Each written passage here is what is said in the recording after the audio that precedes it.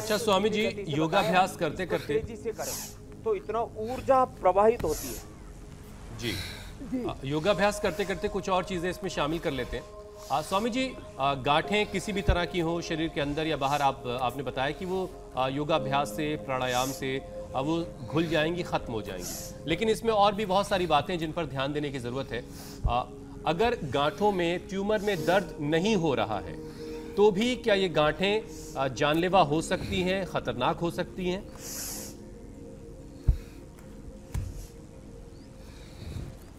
देखो, प्रारंभ में जब गांठें होती है तो पता ही नहीं लगता कि ये टीबी वाली है, कैंसर वाली है कि बेनाइन है, लाइपोमा जिसको बोलते हैं। ऐसे ही सामान्य फैट सेल्स डिपॉजिट हो जाते हैं। अब देखो, कई बार गांठ दर्द नहीं कर रही होती और कैंसर होता है, कई बार दर्द होता है और कैंसर या टीबी होता है। इसलिए जब पहले तो 1 महीना जो हम बता रहे कपालभाति, अनुलोम विलोम भी कर ले, 99% लोगों की गांठ ऐसी घुल जाएगी। यदि नहीं घुली है, किसी किसी की बॉडी की टेंडेंसी बड़ी खतरनाक होती है, नहीं घुली है तो उसका बायोप्सी जरूर करवा ले, तो पता लग जाएगा कि आपकी बेनाइन ट्यूमर है कि मैलिग्नेंट है। इसलिए ये बहुत अहम बात स्वामी जी आपने कही कि आप बायोप्सी जरूर कराएं। लंबे समय तक ये बहुत अहम बात है, इसको एक बार फिर से रिपीट कर देना जरूरी है कि अगर किसी को गांठ है और उसमें दर्द नहीं भी हो रहा है तो भी उसमें कैंसर हो भी सकता है और नहीं भी हो सकता है। इसको कंफर्म करना बहुत जरूरी है और स्वामी जी खुद ये कह रहे हैं कि बायोप्सी के जरिए ही आप इसे कंफर्म कर सकते हैं। उसको पूरी तरह से मिटाना, योगाभ्यास के जरिए आप मिटाएं, उसको खत्म करें। लेकिन ये जानना बहुत जरूरी है कि जो शरीर में गांठ हुई है वो कैसी गांठ है। मैं ठीक कह रहा हूं स्वामी जी? एकदम ठीक कह रहे हैं आप।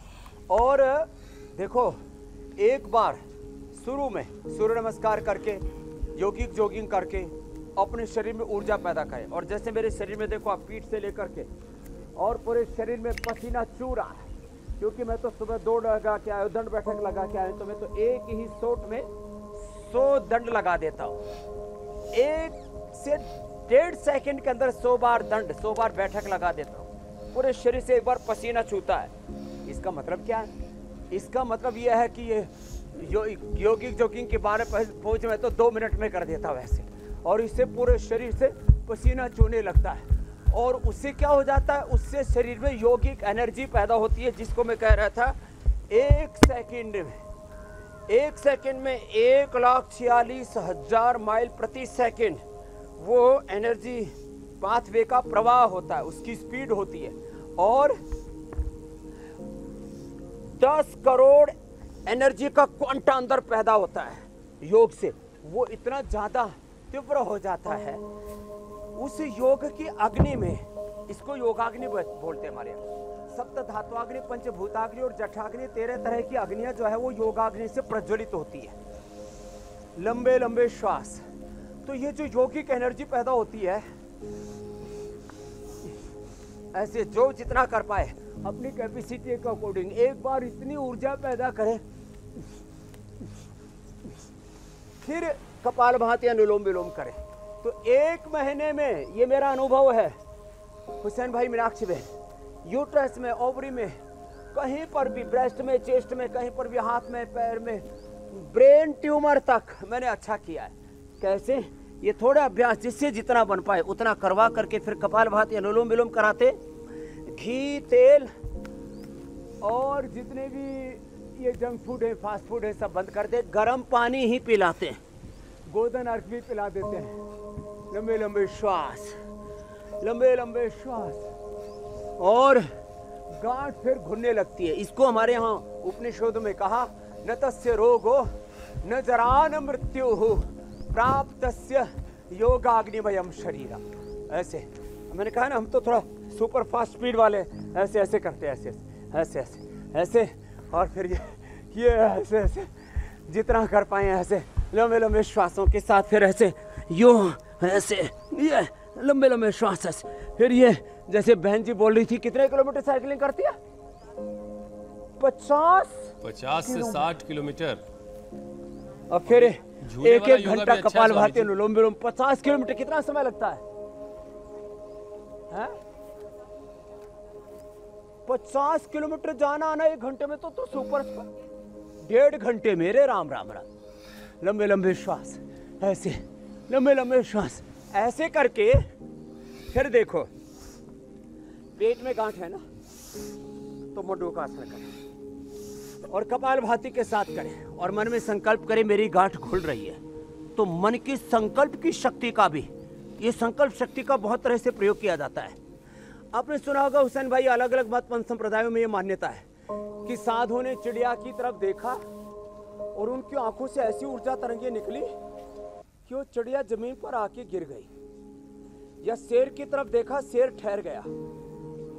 ये खाली कहानियां नहीं है, ऐसी आध्यात्मिक ऊर्जा तरंगे ऐसे साधु संत महात्मा सिद्ध फकीर अलग अलग तरह से जो हमारे मौलाना उलेमा योगी कहो जो कहो संत फकीर कहो, हमारी संस्कृतियों के अंदर ऐसे महापुरुषों का वर्णन है।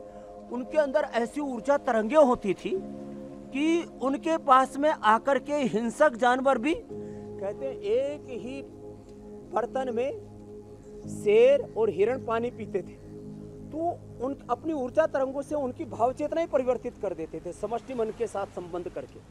तो मैं इसलिए इस बात को कह रहा हूं, मात्र हम ये लाइपोमा की बात नहीं कर रहे हैं, हमारी जो यौगिक ऊर्जा होती है उसका हम कैसे उपयोग करते हैं। किसी को यूट्रस में, किसी को ओवरी में, किसी को प्रोस्टेट में गांठें होना चाहिए, 20 ग्राम का हो गया, 100 ग्राम का प्रोस्टेट, किसी को लीवर में गांठें, किसी को पेनक्रियाज में गांठें हो जाती हैं, और पॉलीसिस्टिक ओवरी, पॉलीसिस्टिक किडनी क्या है, ये गांठें ही तो है वहाँ की। ब्रेस्ट में गांठें हो जाती हैं, किसी किसी को गले में गांठ हो जाती है। अब गले में गांठ हो गई तो मंडूकासन के साथ साथ उनको सर्वांगासन हलासन भी करना होता है। जैसे अभी देखो इतना ये पसीना मैंने पैदा किया क्योंकि गर्मी भी बहुत है और मैं दौड़ के भी आया हूँ, तो ये फिर ये सर्वांगासन किया ऐसे सर्वांगासन और ये हलासन कपालभाति के साथ किया। गले की गांठ एक ही महीने में, इतनी मोटी मोटी गांठ